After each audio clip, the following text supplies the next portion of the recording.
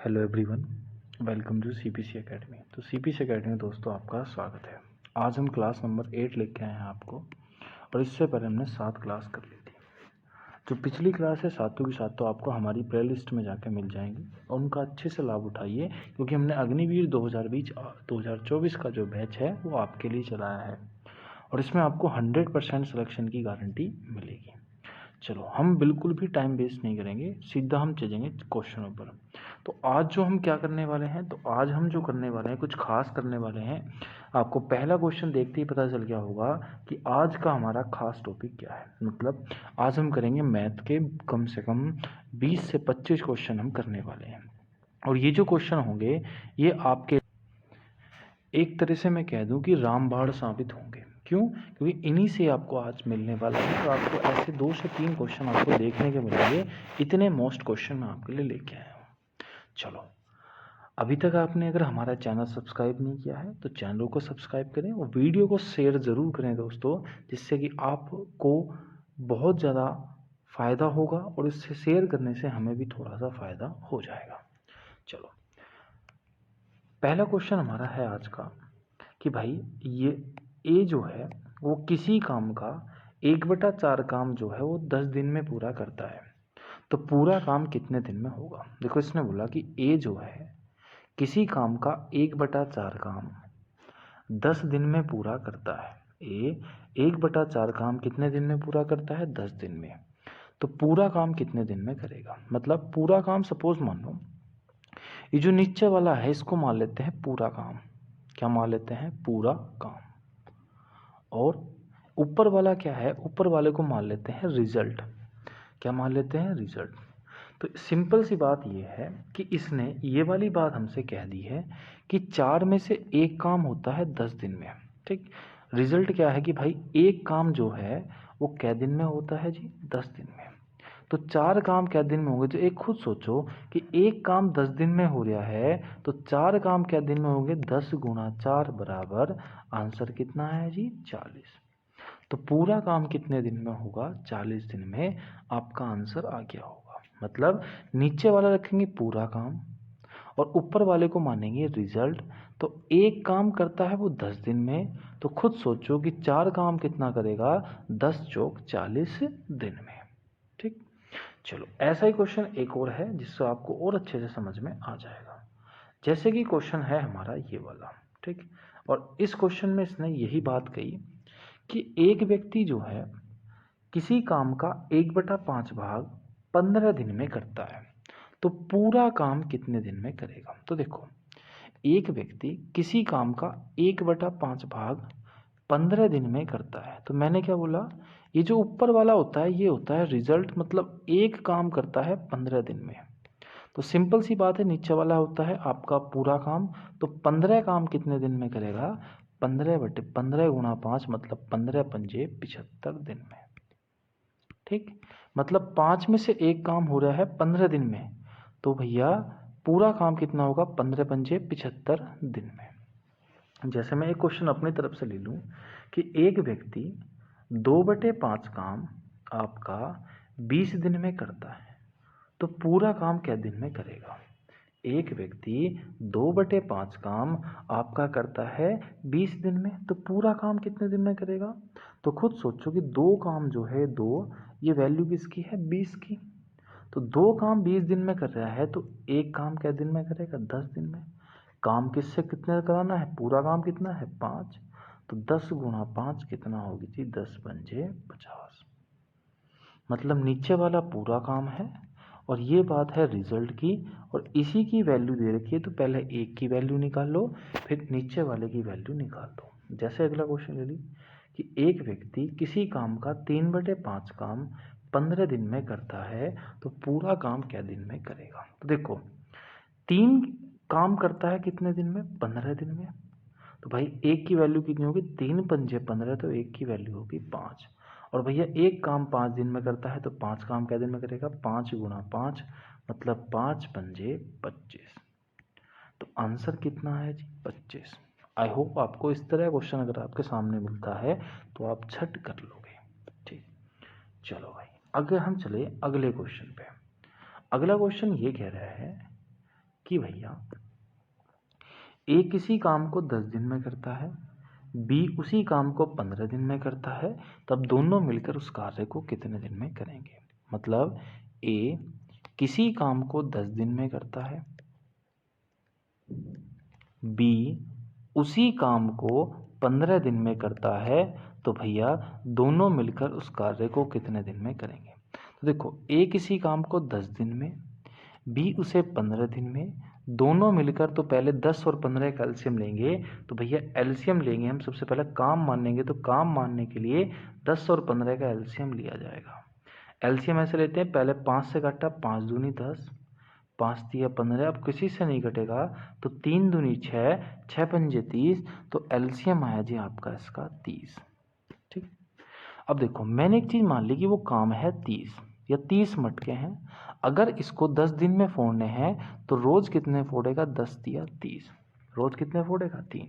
अगर इसको 15 दिन में 30 मटके फोड़ने हैं तो रोज़ कितने फोड़ेगा 2। मतलब इसकी क्षमता है 3 मटके फोड़ने की, इसकी है 2 मटके फोड़ने की। अगर ये दोनों मिल जाएं तो भाई 3 + 2 कितना हो गया, 5। तो रोज़ कितने मटके फोड़ेंगे, 5 मटके। फोड़ने कितने हैं, 30। तो भाई काम क्या दिन में ख़त्म कर देंगे, तो ये 6 दिन में सारे के सारे मटके फोड़ देंगे। सारे के सारे मटके कैसे कर देंगे, फोड़ देंगे 6 दिन में। देखो ए किसी काम को 10 दिन में, बी उसे 15 दिन में, तो हमने एलसीएम लिया 30 आया, 10 दिया 30 हो गया, 15 दूनी 30, दोनों मिल गए 3 और 2 5, 30 से भाग दी कितना आया जी 6। ठीक, चलो नेक्स्ट क्वेश्चन। अब इस बार क्वेश्चन है हमारा ये वाला।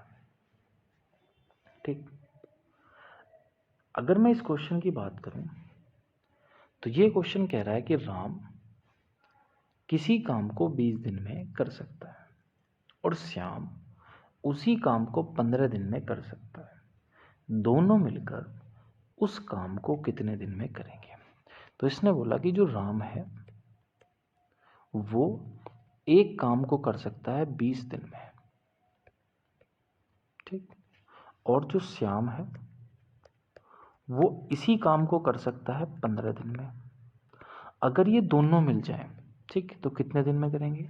तो पहले 20 और 15 का एलसीएम लेंगे, और 20 और 15 का एलसीएम लेंगे तो 5 चौक 20, 5 तिया 15 नहीं कटेगा, तो 5 चौक 20 तिया 60, तो एलसीएम आया 60। कितना है जी 60। अब देखो 20 तिया 60, 15 चौका 60, देखो काम मटके कितने फोड़ने हैं 60, दोनों मिल गए तो 3 और 4 कितना होगा 7, तो आंसर आया 60/7 दिन।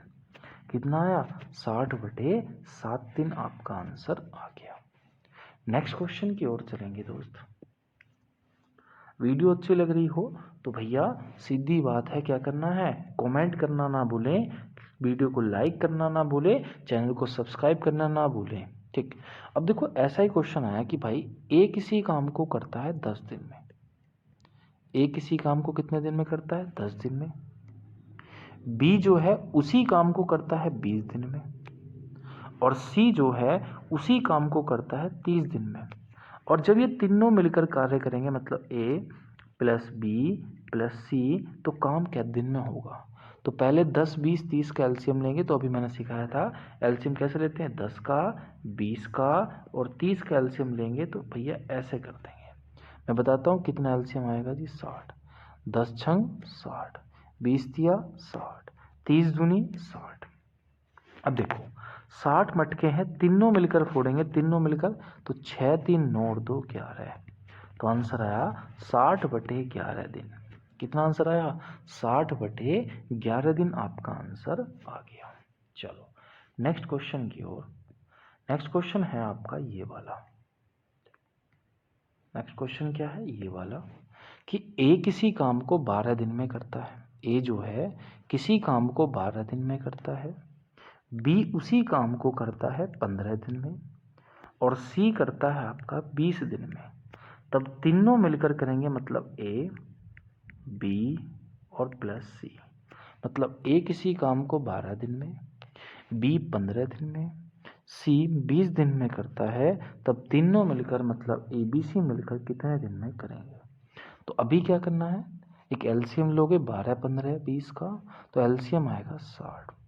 12 पंजे 60, 15 चौका 60, 20 दिया 60, मतलब 60 है मटके। अब तीनों मिलकर फोड़ेंगे तो ये 5 मटके फोड़ता है रोज, ये 4 मटके, ये 3 मटके, तो 5 और 4 9, 9 और 3 12, और 12 से कट गया 5, तो भैया तीनों मिलकर क्या दिन में फोड़ देंगे इस मटके को?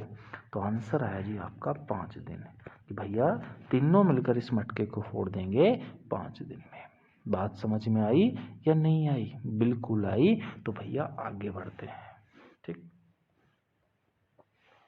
अब अगला क्वेश्चन आया हमारा कि ए और बी मिलकर किसी कार्य को 10 दिन में करते हैं। अब ये थोड़ा सा नया क्वेश्चन है। इसने बोला कि ए और बी मिलकर किसी कार्य को करते हैं 10 दिन में। बी और सी मिल गए इस बार, ये कर रहे थे 20 दिन में, और सी और ए मिल गया तो ये मिलकर करते हैं 30 दिन में। ठीक, ये कितने दिन में करते हैं? 30 दिन में आपका करते हैं। ठीक, अब देखो, तो तीनों मिलकर, तीनों मतलब कौन? ए, बी और आपका सी, कितने दिन में उस कार्य को कर देंगे? तो सबसे पहले जब हम क्या लेंगे? एलसीएम। क्वेश्चन देख लो दोबारा।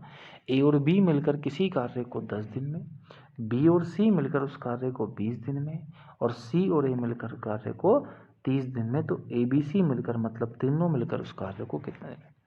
तो पहले 10 का, 20 का और 30 का एलसीएम लिया तो कितना आया? 60। 10 छंग 60, 20 दिया 60, और 30 दूनी 60। अब देखो, हमने देखा कि ए बी की क्षमता, ए प्लस बी की क्षमता है जी आपकी कितनी? 6। बी प्लस सी की क्षमता कितनी है? तो भैया बी प्लस सी की क्षमता है 3, और सी प्लस ए की क्षमता कितनी है? 2। तो भैया टोटल कितनी क्षमता होगी? 6 प्लस 3 प्लस 2, मतलब क्षमता होगी 11। अब देखो एक चीज तुमने नोटिस करी कि दो दो हैं, ए डबल है, बी भी आपका डबल है, और सी भी डबल है, तो मैंने 2 कॉमन ले लिया, तो बचा कितना? 2। कॉमन लेने के बाद single A plus single B plus single C, और ये है 11। तो बताओ ए बी सी की क्षमता कितनी निकल के आ गई? तो ए बी सी की क्षमता निकल के आ गई 11/2, मतलब कितने जी? 5.5। और काम कितना है जी? काम है 60। ए बी सी की क्षमता है जी 5.5, तो भैया पॉइंट हटाया, ये आ गया। काटना चाहो तो काट लो, तो ये आया 120/11, आपका आंसर निकल के आ गया। करा क्या? हमने देखा सब कुछ डबल है, ए प्लस बी प्लस सी, हमने क्या कर दिया? हमने एक 2 कॉमन निकाल लिया, तो 11 आ गया। 11 का आधा 5.5, और भैया 60 को भाग कर दी, तो कितना आंसर आ गया जी? 5, मतलब 120/11। चलो नेक्स्ट क्वेश्चन की ओर। क्वेश्चन है, बढ़िया क्वेश्चन है जी आपका। ये क्वेश्चन कह रहा है कि 2 संख्या है, और 2 संख्या का जो योग है वो कितना है? 20 है। मैंने एक संख्या मान ली x और एक संख्या मान ली y, तो 2 संख्या का योग मतलब x प्लस वाई कितना है? 20, और उनका अंतर मतलब x माइनस वाई कितना है? तो भैया 8। ठीक, इनने पूछा संख्या ज्ञात करो x और y, हमने तो x y। तो देखो, अगर मैं इस क्वेश्चन की बात करूं, तुमसे x पूछता है तो x है शुरू वाला, पहला वाला पूछे तो जोड़ के आधा कर दो, 20 और 28, और 28 का आधा कितना हो गया जी? 14। और अगर y पूछे, दूसरा वाला पूछा, तो घटा के आधा कर दो, 20 में से 8 गए 12, और 12 का आधा कितना हो गया जी? 6। मतलब पहली संख्या पूछे तो जोड़ के आधा कर दो, 28 का आधा 14, और दूसरी संख्या पूछे तो घटा के आधा कर दो, 20 में से 8 गए कितना जी? 14। 14 का आधा कितना हो गया जी? मतलब 12 का आधा कितना हो गया? 6। आई बात समझ में? ठीक, चलो आगे बढ़ते हैं। अब इसने क्वेश्चन पूछा कि बताओ 20 जो है वो 50 का कितना प्रतिशत है? 20 50 का कितना प्रतिशत है? देखो 20 जो है 50 का, तो भाई 50 आएगा नीचे। क्यों? 50 का पूछ रहा है, 20 कितना प्रतिशत है, तो भिन्न बन गई। प्रतिशत बनाने के लिए किससे गुणा करते हैं? 100 से। तो 20 जो है 50 का कितना प्रतिशत? 50 से 100 कट गया 2 बार, तो 20 दूनी कितना आ गया जी? 40। तो आंसर आया जी आपका 40। कि 20 जो है 50 का कितना प्रतिशत है, तो भैया आंसर आया जी आपका 40। कितना आंसर आया? 40। Next question. अगर वीडियो में मजा आ रहा हो तो क्वेश्चन अच्छे हैं, बिल्कुल एग्जाम में यही मिलेंगे। अब अगला क्वेश्चन ये पूछा कि 40 जो है 200 का किसका पूछ रहा है? 200 का 40 कितना प्रतिशत है? 200। अब भैया बटे गुणा 100, 0 से 0 कट गया और 2 से कट जाएगा 40 20 बार। तो बताओ 40 200 का कितना प्रतिशत है? 20 प्रतिशत है। कितना प्रतिशत है जी? 20 प्रतिशत है। चलो बढ़िया क्वेश्चन था। नेक्स्ट क्वेश्चन पे चलते हैं। नेक्स्ट क्वेश्चन ये है और अच्छा क्वेश्चन है, ये आपको कहीं जगह मिलने की उम्मीद मुझे पूरी है कि 15 मिनट 1 घंटे का कितना प्रतिशत है। देखो 15 मिनट 1 घंटे का, तो 1 घंटे का मतलब होता है उसके नीचे रखना है 1 घंटा का, तो 1 घंटा मतलब कितना होता है? 60 मिनट गुणा 100। 15 मिनट 1 घंटे का कितना प्रतिशत? तो भैया 3 से काट दिया, 2 दिया 6, 2 पंजे 10, 3 पंजे 15, तो 5 गुणा 5 कितना हो गया जी? 25 प्रतिशत है। कितना प्रतिशत है जी? 25 प्रतिशत है। 15 मिनट 1 घंटे का कितना प्रतिशत है? 25 प्रतिशत है। ठीक, चलो नेक्स्ट क्वेश्चन की ओर।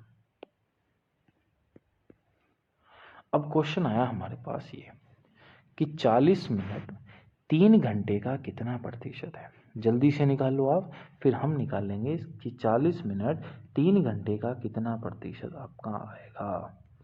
ठीक, चलो 40 मिनट 3 घंटे का कितना प्रतिशत? देखो 40 मिनट पूछ रहा है, 3 घंटे का है, तो बटे 3 घंटे में कितनी मिनट होती है? 180 गुणा 100। देखो 0 से 0, 2 से कट गया कितनी बार? 9 बार, और 2 से कट गया कितनी बार? 20 बार। तो ये आया 200 बटे, अब किसी से नहीं कटने का, 200 बटे 9 काट लेते हैं। 9 दूनी 18, 2 बचा, 9 दूनी 18, पॉइंट लगा लिया, 9 दूनी 18, तो भैया आंसर आया 22.2 प्रतिशत। कितना आंसर आया जी? 22.2 प्रतिशत आया आंसर।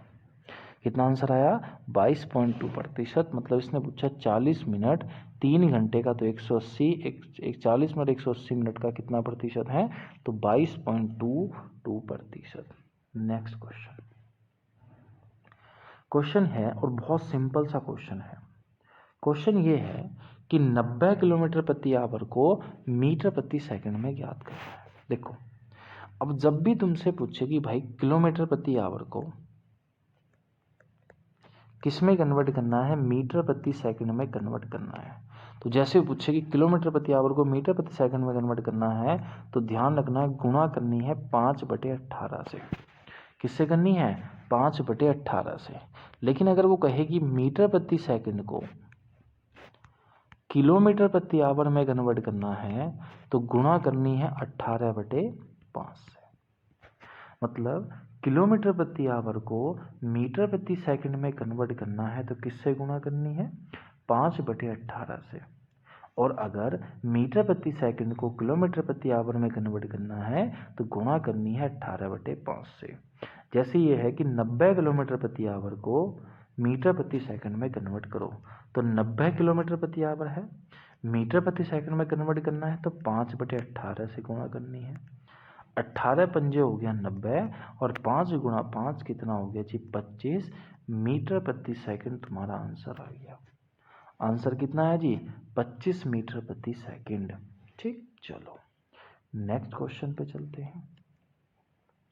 नेक्स्ट क्वेश्चन आया कि 10 मीटर प्रति सेकंड को किलोमीटर प्रति आवर में कन्वर्ट करो। तो भी मैंने सिखाया था कि मीटर प्रति सेकंड को अगर किलोमीटर प्रति आवर में कन्वर्ट करेंगे, तो किससे गुणा करेंगे? उसका उल्टा कर देंगे 18/5 से। लेकिन अगर किलोमीटर प्रति आवर हो और उसे मीटर प्रति सेकंड में कन्वर्ट करना हो, तो गुणा किससे करते हैं? 5/18 से। तो यह है मीटर प्रति सेकंड। तो 10 मीटर प्रति सेकंड है, इसे किलोमीटर प्रति आवर में कन्वर्ट करना है, तो 18/5 से। 5 दूनी 10, 18 दूनी 36, तो स्पीड आ गई 36 किलोमीटर प्रति आवर। कितनी आ गई? 36 किलोमीटर प्रति आवर। ठीक, चलो नेक्स्ट क्वेश्चन पर। क्वेश्चन है जी आपका ये कि भाई एक बस जो है 10 घंटे में, एक बस 10 घंटे में कितनी चलती है? 900 किलोमीटर जाती है। तब 4 घंटे में वह कितनी चलेगी? तो देखो 10 घंटे में चली 900 किलोमीटर, तो अगर मैं 1 घंटे में निकालूँ कितनी चलेगी? तो भैया 900 बटे 10, तो 0 से 0 हो गया, तो 1 घंटे में चलेगी 90 किलोमीटर। कितनी चलेगी? 90 किलोमीटर। 1 घंटे में कितनी चलेगी? 90 किलोमीटर। और उसने पूछा 4 घंटे में, तो भैया 1 घंटे में 90 चलती है, तो 4 घंटे में 9 चौक 36, मतलब 360 किलोमीटर। कितनी जी? 360 किलोमीटर चलेगी 4 घंटे में। चलो नेक्स्ट क्वेश्चन पे चलते हैं। तो नेक्स्ट क्वेश्चन पे चले तो भैया यही क्वेश्चन है एक तरह से कि भाई एक व्यक्ति ने 25 रुपये में एक बल्ब खरीदा। कितने बल्ब खरीदा है? 25 में। तो सीपी कितना है? 25। 25 में खरीदा, 28 में बेच दिया, तो सेलिंग प्राइस कितना है? एसपी कितना है? 28। तो एक बात बताओ, 25 में खरीदा, 28 में बेच दिया, तो कितने का फायदा हुआ? 3 का। लेकिन फायदा नहीं पूछ रहा, ये फायदा प्रतिशत पूछ रहा है, लाभ प्रतिशत पूछ रहा है। तो 25 का सामान 28 में बेच दिया, 3 का फायदा किस पे होगा? फायदा जिसमें खरीदा था उस पे तो फायदा होगा कि भाई 3 रुपये का फायदा हुआ 25 से गुणा 100, तो आंसर आया 25 चौका 100। तो बताओ कितने प्रतिशत का फायदा हुआ? 12% का। कैसे निकालते हैं? तो देखो कैसे निकालोगे उसका, अगर तुम्हें ऐसे नहीं समझ में आया, देखो 25 का सामान 28 में बेचा, 3 का फायदा किस पे होगा? 25 पर गुणा कर दो 100, तो 25 चौका 100, 4 दिया 12, आंसर आया। अगर फॉर्मूला लिखना चाहते हो तो फॉर्मूला भी लिख सकते हो कि लाभ बटे सीपी गुणा 100। लाभ कितने का था? 3 का। सीपी कितना था? 25, और गुणा कर दी 100 से। ठीक, चलो आगे बढ़ते हैं नेक्स्ट क्वेश्चन की ओर। क्वेश्चन नेक्स्ट है आपका। क्वेश्चन ये कह रहा है कि भैया एक व्यक्ति ने एक मोटरसाइकिल 12,000 रुपये में बेचता है। एक मोटरसाइकिल कितने में बेची? 12,000 रुपये में। मतलब एक मोटरसाइकिल थी 100% की, 100 रुपये की मोटरसाइकिल थी, उसने 12,000 रुपये में जैसे ही बेची वो, उसे 40% की हानि हो गई। मतलब उसने कितने में बेची है जी? 40% हानि, तो 60% की वैल्यू कितनी है? 12,000।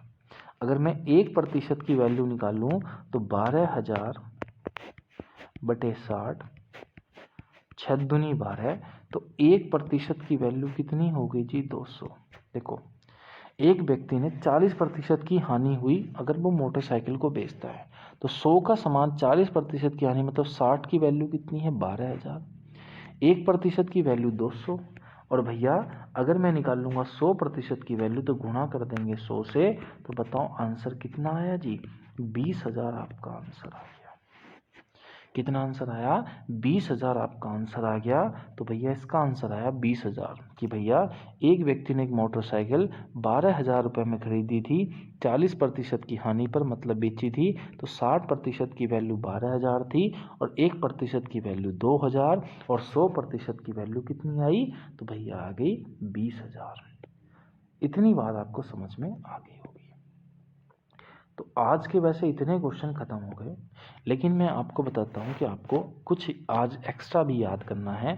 एक तो आपको स्क्वायर याद होने चाहिए, ठीक है, क्योंकि अग्निवीर का पेपर दे रहे हो तो स्क्वायर तो याद होने चाहिए। जैसे 1 से 10 तक का तो सबको याद ही होता है। 11 का स्क्वायर कितना होता है? 121 होता है। 12 का स्क्वायर कितना होता है? 144 होता है। 13 का स्क्वायर कितना होता है? 169 होता है।